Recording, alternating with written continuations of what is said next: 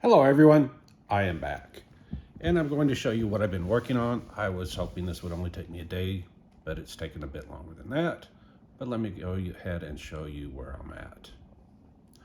All right, so where I last left off was I had created this photoshopped image of what concept of what my car is going to look like.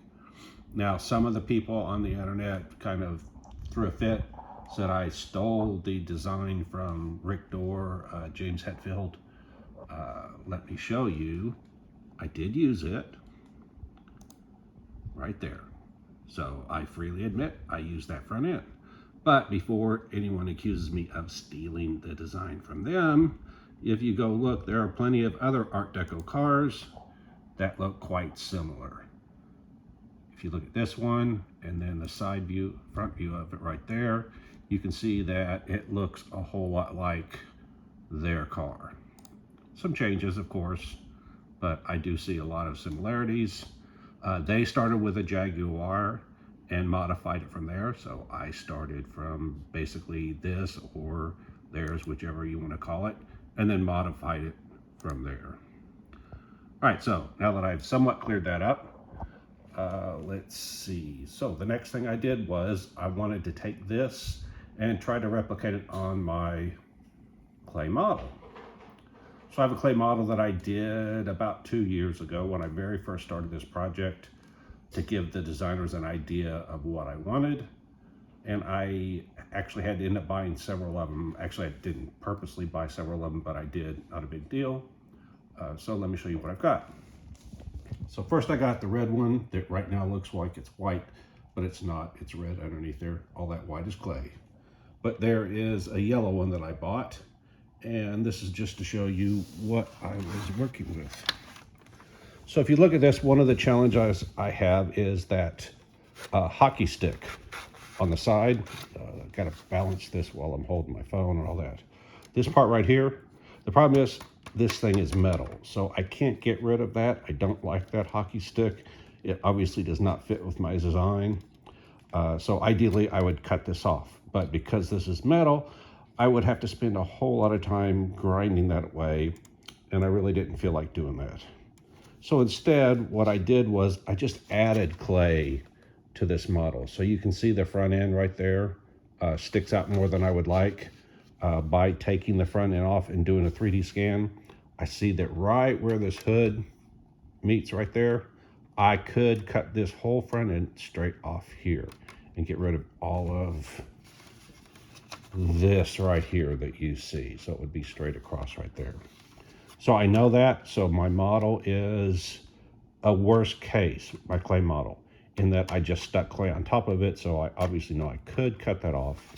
Same issue with the back that I discussed last time, that right here where this hatch ends, I forget how this opens, there we go. The trunk starts right here. I could cut that, but then I would have to redo the trunk and I'd have to do this rear hatch.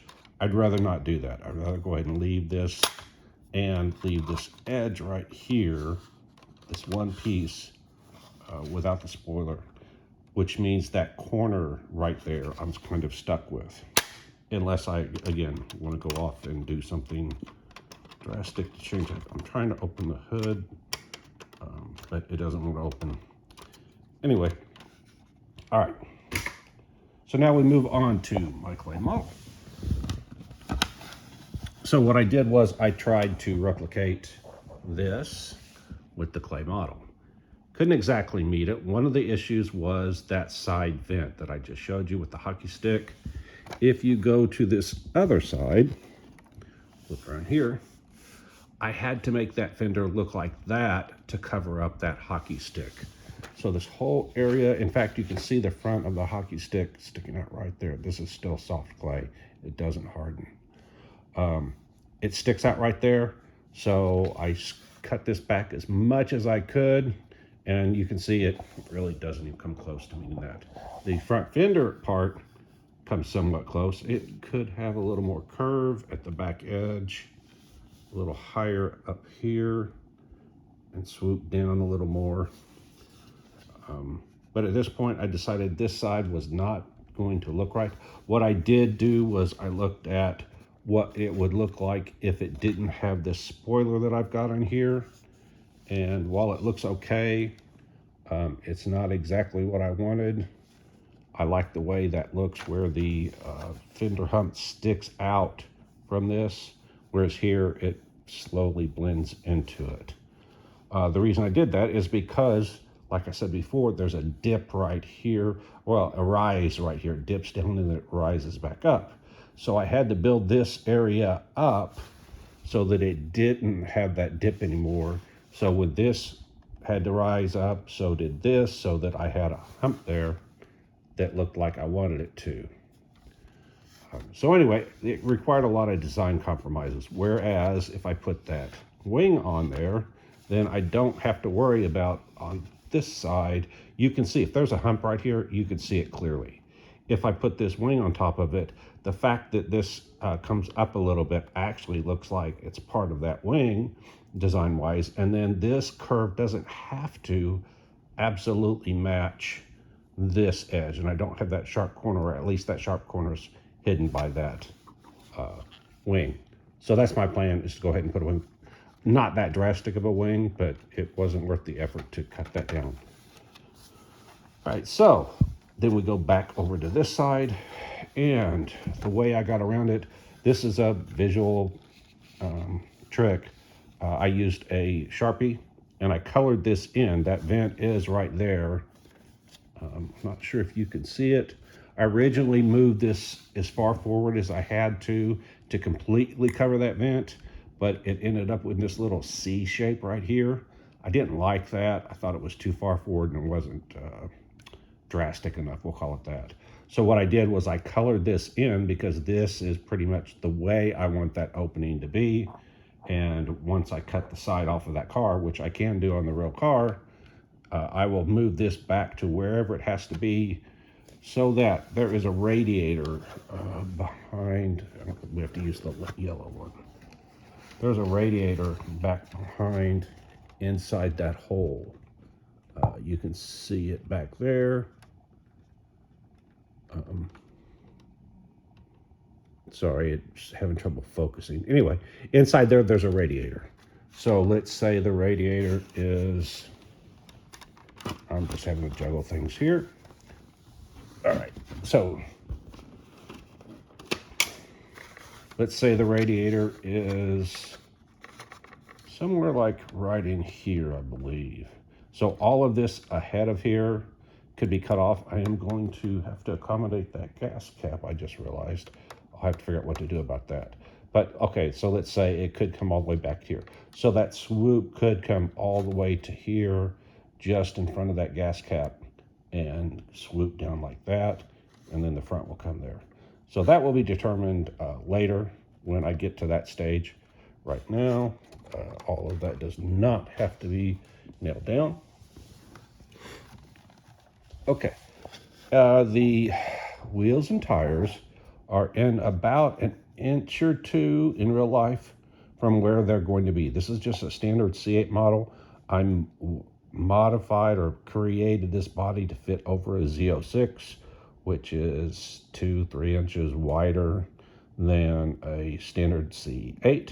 So these wheels and tires are inset from where they would be on the real car. Once I get the real car, I'm going to use the Z06 wheels and tires. When I bolt them on, the back ones on the standard C8 are 11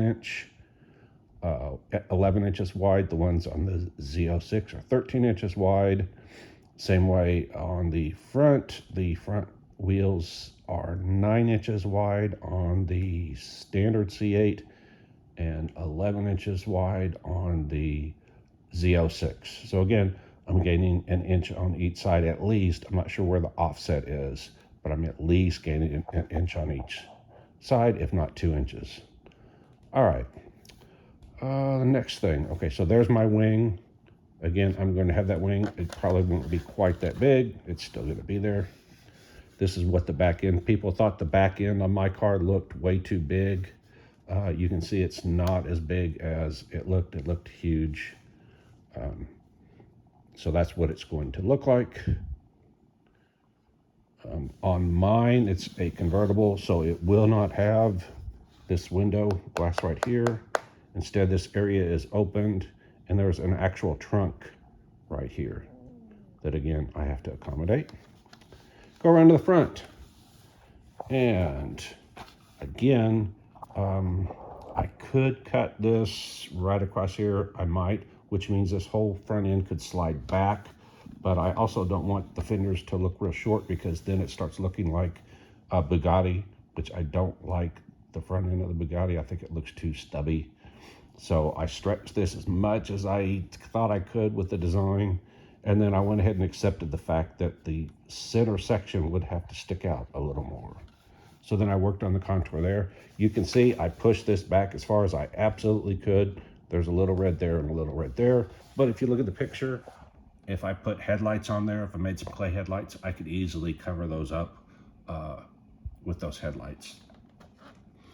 The grill shape is somewhere, this one's a bit more rounded than that one. I might make it more shaped like that one, or I might make it more rounded, like the actual antique car. You can see it's a bit more rounded. I don't have a huge preference myself. I just want it to look right. All right, and so what I'm going to do with that is I'm actually, I've done this before, gotten some black pieces of tape or paper or whatever, and then stuck them on here to mimic that grill. Obviously, I could do 2 halves and leave a space in the middle. And then from that, I'll play around with it and decide which grill shape I want. So that's where I'm at now with this. My next step is I got a couple choices. One, I have a 3D scanner. I can scan this body. It's not perfect, but when I scan it, it knows that the surface can sometimes not be perfect, and the tools I have, I can use them to smooth the surface. Also, it'll have a lot more points. It creates a points cloud. It'll have a lot more points than it needs. So as they call it decimate, I eliminate some of those points. Then it also smooths it out as well. So I can do that. Idea would be that I can get a 3D model. If this is close enough, which I think it is, I can take this, scan it, smooth it out, and then immediately create a 3D model out of it and send it off somewhere. Or if I get a chance, I will print it myself. That's another story. Another option is I have a 1/8 scale, radio controlled C8. So the advantage of this is, one, it's 1/8 scale, so it's larger, has the full interior. Doors don't open. I don't think the hood doesn't open either. But being 1/8 scale, one, I can do things a bit more accurately. Two is it's plastic, so I can actually cut this front end off here, and I can cut this out, like I said, up until that gas tank is hit. And that way I could get a much better representation of what the real car is going to be. Of course, it's kind of neat that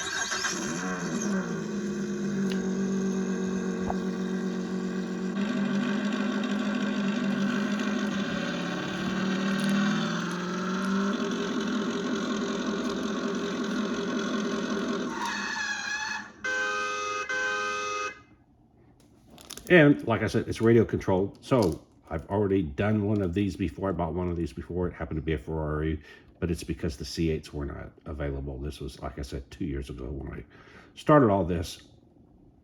But what I can have is, when I'm done, I will actually have a radio controlled car with my body. After I 3D print it in 1/8 scale, I will simply bolt it onto this, and then I'll have a replica of my car. That's a radio controlled car that I can play with, drive around, do all that. Okay, that is all I have for now. So, like, subscribe, hit the alert. If you want to, hit the thanks. And if you don't know what I'm doing, you don't know Jack. See you next time. Bye.